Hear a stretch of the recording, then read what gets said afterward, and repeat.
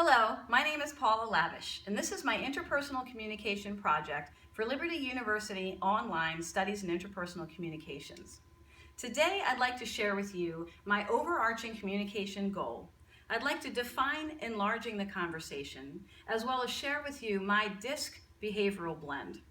I'd also like to reveal to you some communication barriers and solutions that I've identified, as well as some solutions to internal and external noise pollution. And finally, my action plan for making my overarching goal a reality. So, what is my overarching communication goal? In the words of the Apostle Paul, writing to the Ephesians, I want to let no unwholesome talk come out of my mouth, but only that which is helpful for building up others according to their needs, that it would benefit those who listen. In my own words, based on my learning this semester, I want to make my friends, family, and ministry partners feel loved, important, valued, heard, and understood through level 1 listening. So, how will I get there? Well, I will enlarge the conversation. And what does that mean?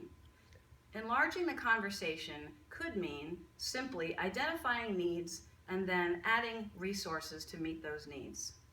In my own words, to me it means heightening my self-awareness in my communication to reveal areas that can be improved, and then actively seeking the tools and techniques that can bring about the necessary development and put those tools and techniques into practice.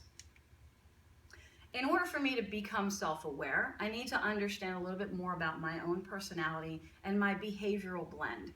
A behavioral blend can be defined as the relationship between the specific traits that comprise an individual's personality and cause them to think, feel, make decisions, and relate to others in a way that is an expected way.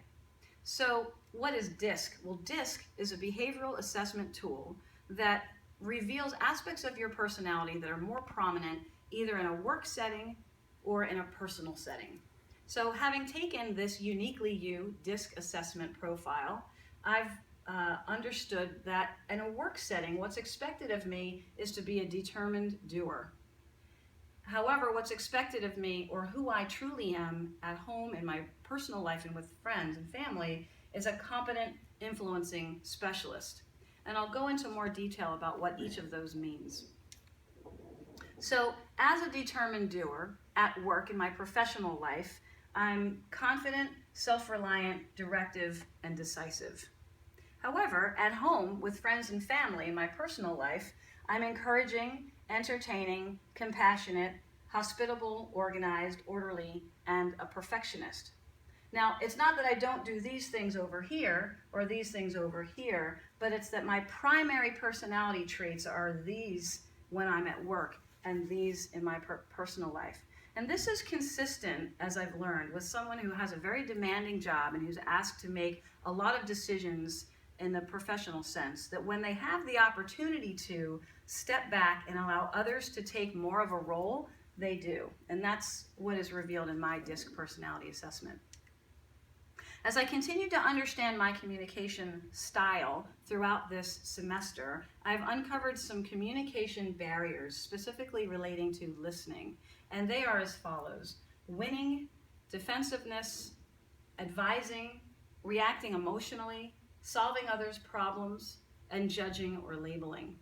Throughout the reading and learning that I've done this semester, I've identified some solutions to those barriers. Instead of listening to win, I want to listen to grow closer. Instead of becoming defensive, I want to understand the other person. Instead of advising, I want to listen without agreeing or disagreeing. Instead of reacting emotionally, I want to respond intentionally, keeping my emotions intact and under control. Instead of listening to solve another person's problem, I want to let them do the talking and encourage them and draw them out to solve the problem with the tools that they already have within them. And instead of listening, immediately judging or labeling, I want to truly seek to understand. Having uncovered those barriers, now I want to talk to you about some internal and external noise pollution that I know I am impacted by and ways that I believe I can overcome that. One area is being focused on my own agenda while someone else is talking.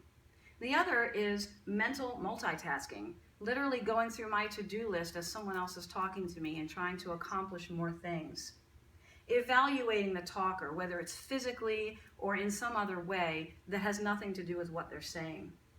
Coming to snap judgments or conclusions before I know the whole story. And finally, just simply being distracted by coworkers or friends. How might I overcome these? Well, one solution is mindful listening. And that means that I need to employ true desire to listen to the other person with a genuine curiosity for new information. And I need to show respect and compassion to the person who's talking.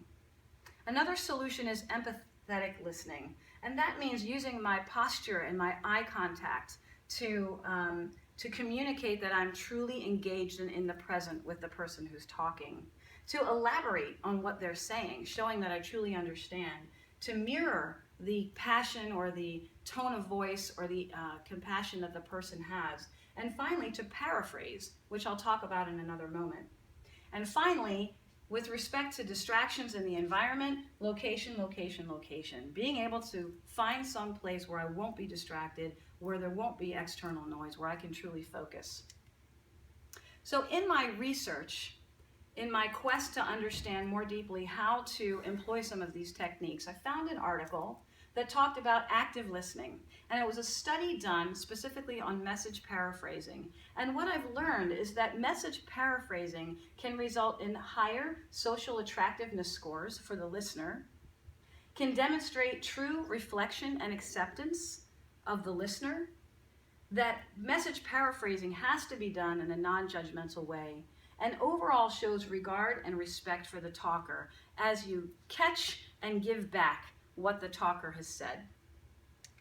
In another piece of research that I read, this looking more towards how to combat defensiveness, I found an article that really talked about something called the self-acceptance hypothesis, which clearly says that confidently self-aware individuals do not easily become defensive.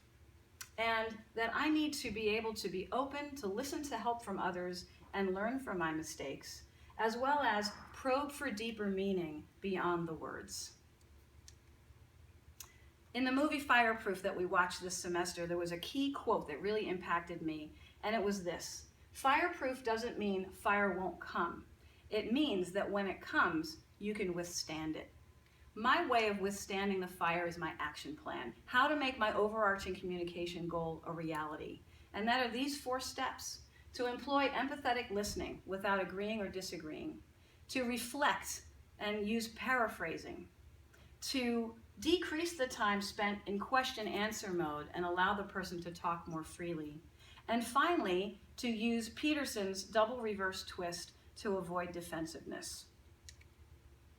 In conclusion, in order to develop healthy, healing, and holy relationships, these are the desires of my heart, that the words of my mouth and the meditations of my heart would truly be pleasing to God, my Lord, my rock, and my Redeemer, and that I would think the way Jesus taught us to think, whatever is true, noble, right, pure, lovely, excellent, admirable, and praiseworthy, that I would put those things into practice. Thank you for listening today, and I hope you've enjoyed this presentation.